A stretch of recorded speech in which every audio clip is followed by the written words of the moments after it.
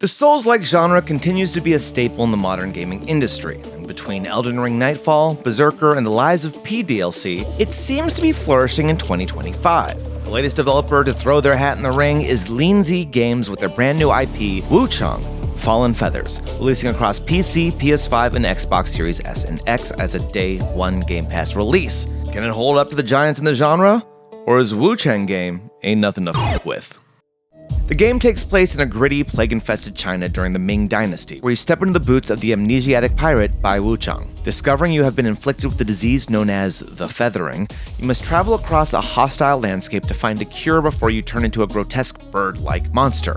It appears to have all the hallmarks of a Souls-like genre: foreboding environment, obtuse storytelling, and I mean that in the best possible way, and difficult-to-master combat mechanics. As of now, it appears to have a strong Opencritic rating, sitting at a solid score of 77. But let's check the reviews and see if this game has ruffled any feathers. GameRant's own Josh Kotz got his hands on the game and felt that it definitely hit a lot of the right notes.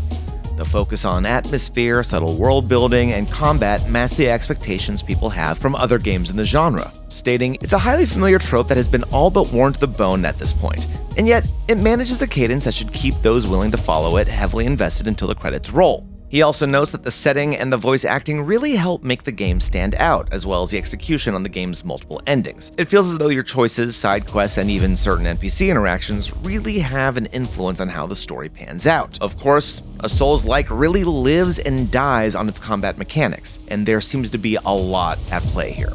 The game features a deep yet flexible skill tree, letting players reset for free, which in turn encourages a level of experimentation. The melee and magic are both featured equally, meaning one does not overpower the other, forcing you to an easier or harder way to play. And the madness mechanic is a unique take on the risk vs reward system most Souls-like games utilize for death, specifically noting the added tension involved if Bai Wuchang dies with a full madness meter, forcing her to take on her inner demon. Should the inner demon win, your Red Mercury, the Souls in Dark Souls, are lost for good. Another interesting factor is the Skyborn Might, the currency of the game's combat mechanic, and is used to fuel your spells and special abilities. The easiest way to accomplish this is through perfect dodges, which Josh describes as incredibly satisfying once you master the act of a last-second dive to avoid an enemy's sword, though like other Souls games, dodging is tied to your stamina, and many of the game's enemies are extremely aggressive, sometimes giving you no option but to spam the dodge button. However, while visually stunning and the gameplay mechanics are certainly unique, it seems as though it doesn't do much to separate itself from the pack. Josh notes the setup of the game is pretty by the books. Living in this world sucks, you don't know anything, and everyone is miserable. If you are looking for something to take the genre to a whole new level, this might not be it. It's fun, but not a game changer. Also, some of the mechanics get introduced a little late in the game. Like magic, for instance, takes a lot of Red Mercury to unlock, so if you're typically using a glass cannon build in these games, expect the glass before you get to the cannon. Ultimately, despite some of these flaws, Josh gave the game a respectable 8 out of 10.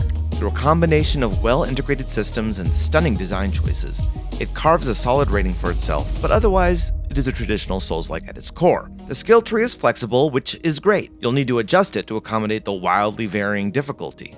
In the end, it's no Elden Ring, but it doesn't have to be either. This seems to match what others are saying in the review cycle. IGN gave the game an 8 out of 10, noting the fast-paced, dynamic, and flexible combat make it a game worth playing, but the sudden disparity between easy encounters and extremely difficult boss fights can sour the experience for some. Polygon echoed the sentiment, warning that the boss difficulty feels inconsistent, though the vibrant setting and compelling mechanics are certainly a highlight for the game. However, other sources have felt a bit more mixed on the matter. Well, for instance, PC Gamer's Tyler Kolp says, "All the incoherence keeps me from latching onto anything in Wuchang, especially once I understood everything I did find enjoyable would end abruptly and kick me right back out into the monotony of bad FromSoft impersonations.